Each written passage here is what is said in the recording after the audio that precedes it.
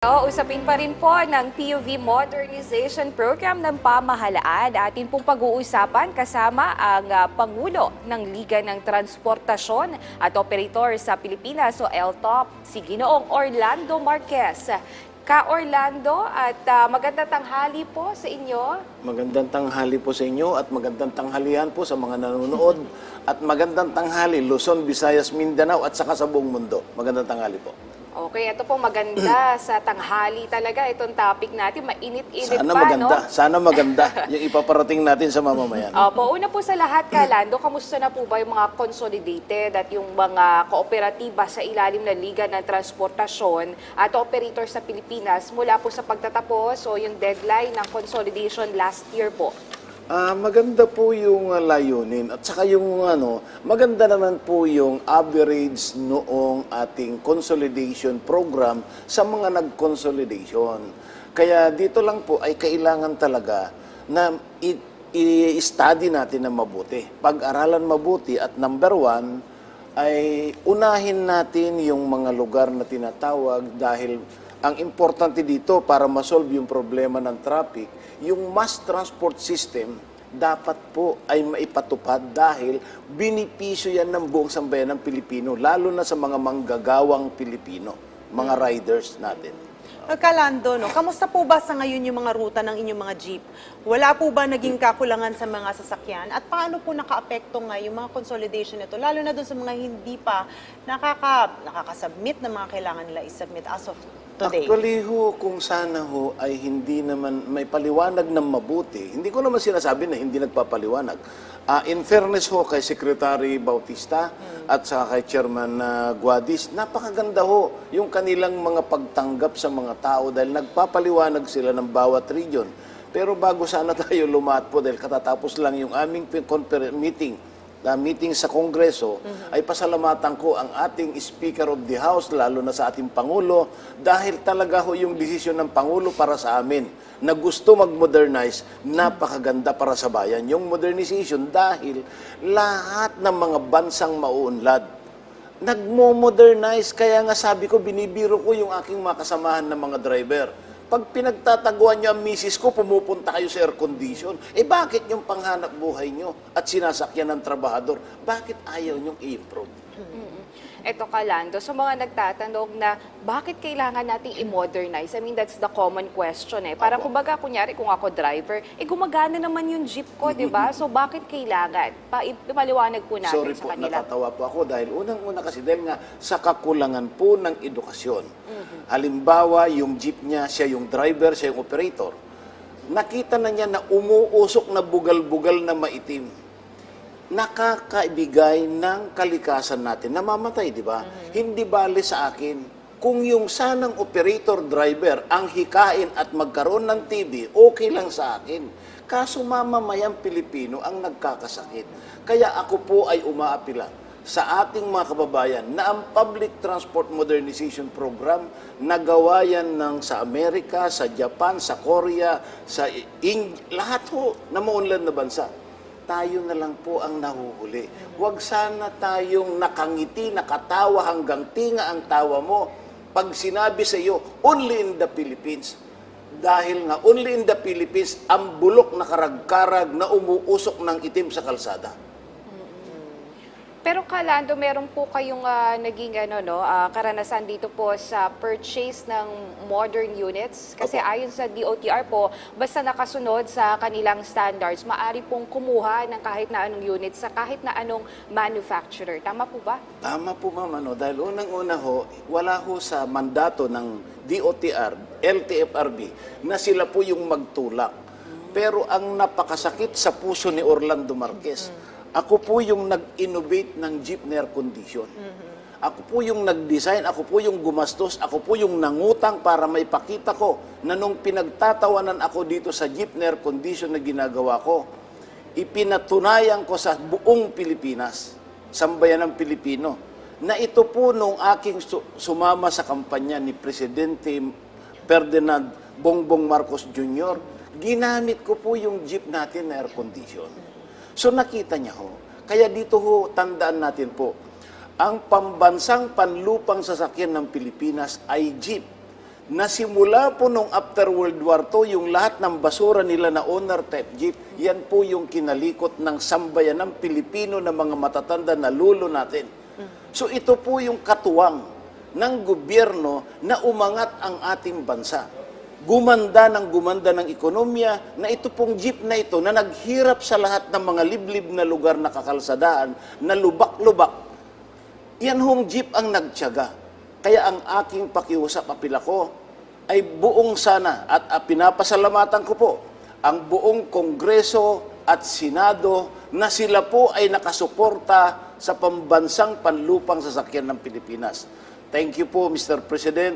Thank you po, Mr. Senator, Senate President. Thank you po, Speaker of the House at saka lalo na sa ating napakasipag na Congressman Romeo Acop. Lalo na kay Congressman Dance dahil ang sabi niya, dapat unahin natin yung produkto. Napakasarap pakinggan po bilang naghirap, nangapital, nangutang, para lang mabuo ko yan ho yan. Nakikita niyo po, yan ho yung jeep na tunay na gawang Pilipino, na mukha ng sambayan ng Pilipino. Well, that makes sense nga po, Kalando. Kasi kung tutuusin talaga namang yan ang itsura ng jeep, simulat sa pool pa lamang. So sabi ko nga kanina, Eunice, para lang yan sa Singapore, di ba? I-modernize natin ang lahat ng lugar, pero i-keep natin ang heritage sites. Tama I po. think ito yung same principle na sinasabi nyo, Kalando. Pero maiba naman po tayo. Ano po yung reaction ninyo sa mga nagsusulong ng, yung para extend pa ang consolidation at pagpapatupad ng PUV modernization program? Alam niyo ho, yan po ma'am, ayaw ko naman dito po na i-preempt na unahan po ang ating Secretary ng Department of Transportation dahil napakaganda po ang aming relasyon ng Department of Transportation at saka kay Chairman Guadis. Ako po ay gusto ko pong magrekomenda ng mga proposal na hindi po ko sasabihin na susundin niyo to, hindi po. This is only a proposal na sana po magkaroon kami ng pag-uusap ulit para po isa-isahin ko po na isabihin. Dahil ako po, marami po akong suggestion kay Secretary. Kaya lang ho, pangit naman po na unahan ko Secretary na magsalita dito. So, kailangan ho talaga ang konsultasyon na totoo, na tama.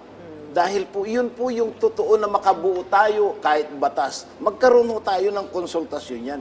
Hindi po pwede na minsan nga ho, ako napahiya sa isang lugar na pag ginanito ko, yung picture, nagbibenta raw ako, hindi po ipinagmamalaki ko ang gawang Pilipino. Bahala kayo kung anong gusto nyo. Di ba? Pero nakakatuwa, sir, no? Kasi itong design na to, it's the pride of the Filipino, di ba? Yes. Kapag yung mga nagta-travel ka sa kalsada, bagay na bagay talaga yung jeepney kasi di ba yung mga daan natin, di naman sa ano, pero kapag lubak-lubak, di ba, kayang daanan ng mga jeep. Saka kapag gumagraduate, for example, or something very personal, naka-display dun sa jeep. So dapat talaga yung mga jeepney natin, kung baga sumasalamin din no, sa Opo. ating kultura pati. Pero ano pong masasabi nyo, Kalando, dito sa mga nagtutulak sa Kongreso na i-fixed income na po yung mga PUV drivers? Ang akin lang hong masasabi, hindi ko po pinangunguna ng Kongreso at Senado. Kung nalagyan ang pundo ng napakagandang ini-implement ng ating gobyerno simula po nung panahon ni Madam Gloria, yung 4Ps, di ba ho? Yan po ay highly appreciated po ako niyan. Kung sana ho ay magawa natin yung gaan na magkaroon ng batas sa Kongreso na yung aming buwis sa krudo, gasolina, langis, baterya, gulong, spare parts, sasakyan. Yan po yung ginawa ng mga bansa na maunlad. Dahil doon po sila kumuha ng permanent lifetime public transport modernization fund para yun po yung pinang-purchase ng Singapore, banggitin ko na po. Yun po yung kinukuha ng Singapore, pinamimili nila yung mga stakeholders nila kung anong brand ang gusto nila. Tapos makikipag-usap yung gobyerno sa mga factory. At ang ginawa nila dahil walang lupa na malaki, ang Singapore, pipilihin nila kung sino, maglagay kayo lang dito ng service center. Pero dito sa bansang Pilipinas, na lupang sinilangan ni Lando Marquez, marami pong pagtayuan ng planta na sana po ay itayo yung planta ng mga nagbebenta sa Pilipinas para po dito gawin, para maibaba yung presyo. Yung po yung sinasabi ni Mr. Elmer Francisco, dito niya gagawin, Ultimo Baterya, lahat ho dito na gawin. Well, maganda nga yan. At least Pilipino ang gagawa. Di ba? Tama At ang po. makikinabang, Alam niyo, ma'am. Pilipino rin. Manggagawa Pilipino. Oo. Lahat ang sasakay Pilipino. Ang kikita Pilipino. Ano ba, bubuksan ba natin yan, yung contracting passenger? Dapat po pag-aralan natin yung angkop na sweldo ng tao sa sasakyan niya na hindi yung sasabihin mo, papalo sa 50 pesos, 30 pesos ang minimum. Paano yung sumusweldo ng kakapiranggot na sweldo? O, yun na nga po, Kalando. So, ano po ang opinion nyo sa pamasahe ng mga modernized jeepneys sa ngayon? Posible pa kayang mas maging affordable ito sa mga commuters? Kasi kumakailan lang, may balita na parang tataas pa ang pamasahe sa jeepney. So, ano pong input Tama nyo po. dito? Alam niyo po mga kababayan na sambayan ng Pilipino, nakadugukong Pilipino. Ako po yung ginawa ko ng mga jeep sa Makati na tumatakbo, bumibiyahe ngayong oras na to.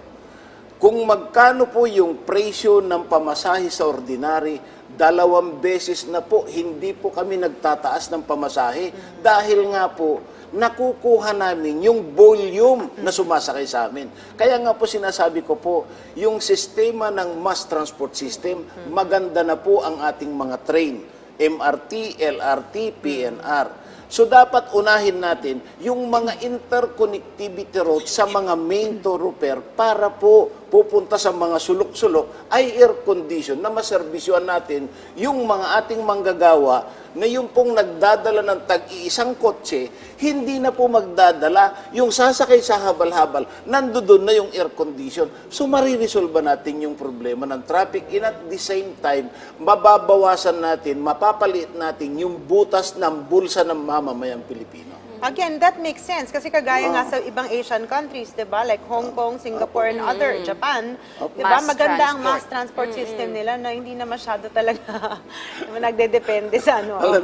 Alam niyo, pasensya na po kayo dahil kasi ako po ay hindi ko pinagbubuhat ng aking sariling upuan. Pinag-aral po ako ni Madam Gloria at itong air-conditioned jumbo jeepney, inilaunch namin ito nung panahon ni Madam Gloria. Gusto ko ho na makita nyo yung katotohanan. Dahil po ito ay nilaunch namin yan kay Madam Gloria po yan. Nandito po yung picture namin nila Kaobet Martin. Ito po yung jeep ni Erap, yan ho, di ba? Ito po, yung ating picture po. Noong inilaunch namin sa Malacanang, andyan ho, buhay na buhay pa si Maring Seni Maranan po noon. Oh. Doon po nandoon si Paring Obet. And you think, sir, this is about the right time para gamitin natin ito? Kasi kung sabi nyo nga po, imbis na magastosan, mas makakatipid, no? Kasi mas marami yung maisasakay, less traffic din sa ating mga kalsada. Alam nyo, kung akong tatanungin nyo, ma'am, late time na po tayo, pero panahon na po na mag-develop na tayo. Huwag na natin ho ipilit kung yung sasakyan mo na bumubugal ng usok na nakamamatay, sinasabi ko po. Wala kang problema kay Lando Marquez kung ikaw na naglalabas na operator ng bumubugal ng usok, kung ikaw ang mamamatay, walang problema sa akin yun. Ang gusto po ng Pangulong BBM ay akayin ang mga stakeholder na operator para po may deliver sa mamamayan ang ating tamang serbisyo sa public transport. Ano ho yung sinasabi ko na i-deliver? Una, safety. Pangalawa, conveniente. Ang pangatlo po ay affordable. Ang pang-apat po, yung reality, yung reliability. Na kailangan po yung dispatching system na tinatawag, na ginagawa na sa ngayon, magkaroon tayo sa mga bawat ruta at ang pakiusap ko naman po sa mga local government and public works and highways. Huwag naman sana ho, sorry po, kaibigan, kababayan, secretary, dahil kaibigan natin yan. Yung po kasing public works na salita, worse dahil wala kaming jeepney stop, hindi kami alam kung saan kami magbababa at magsasakay. At magkaroon tayo ng edukasyon sa mga pasahero kung saan tama na lugar na dapat sakayan at babaan. Meron ba tayo nun? Tama. Iilan-ilan lang ang mayroon. Well, tama yun. Kasi nga naman pag naayos yan, di ba, hindi na rin magta-traffic masyado sa kalsada. Kasi usually yun naman din ang source ng traffic. Ang Pagka tanong, magulong. ma'am, ganito po, sorry po, nakat ko po kayo. Bakit nagawa sa Singapore? Bakit nagawa sa Korea? Sasabihin nyo mayaman? Ibig nyo bang sabihin, tanggapin na lang natin na mas matalino yung Hapon kaysa Pilipino? Hoy, hindi kayang tanggapin ng puso ni Lando Marquez. Ayun. Kasi it's a consolidated effort din, no? So, Yes. dapat kasama din yung mga LGU para Correct. magkaroon nga ng mga tamang babaan at sakayan at i-educate din yung mga Pilipino na hindi basta pwedeng magbaba o kaya sa gitna, pwede nang magbaba ng mga pasahero na nakakakos din ng traffic, di ba? Alam niyo po, ma'am, gusto ko lang ipakita itong mga picture po na ginawa ko. Yan po yung 1996 na inilons ko ng aircon na jeep pero Si hindi Vice pa po President nakakatayo. Binay pa yan. Si Tama Vice po President ba? Jojo Binay. Opo. First term niya nung mayor siya noon. Yan ho, yung yabang ko sa Ayala. Ayan, Yan batang-bata ho, pa si Calando. Ito po, yan ho, si Madam Gloria. Ito po si Madam Gloria noon, parang dalaga pa. Yan ho yung mga pictorial namin. Ito po, yan. Nandyan ho lahat. So ito pong mga picture na ipinapakita ko, nandyan ho yung jeep ni Erap na ginagawa namin, na doon nagkukumperensya si Erap noon. Ito po, yan ho, may Well, ebidensya po ako. Oo. Well, maganda namang mukhang suportado tayo ng Kongreso, di ba, dito sa Opo. idea na ito. So sana Yan talaga po yung isulong natin pasasalamat ito. ko. Kaya isinisigaw ko ngayon dito, Ma'am Che, na si Congressman, Speaker of the House, Sir, Congressman, maraming salamat po. Opo. Kasi Okay. doing that, actually, pinopreserve natin, kinoconserve, preserve ang ating cultural Culture heritage. as Yes. well, and the pride of the Correct. Filipinos. With that, it's about time, Kalando, and maraming salamat po sa inyong oras, and sana nga po, no, maging maipush itong modernization na ito, at syempre malaking tulong din sa ating mga Yes. kababayan at sa mga drivers as well.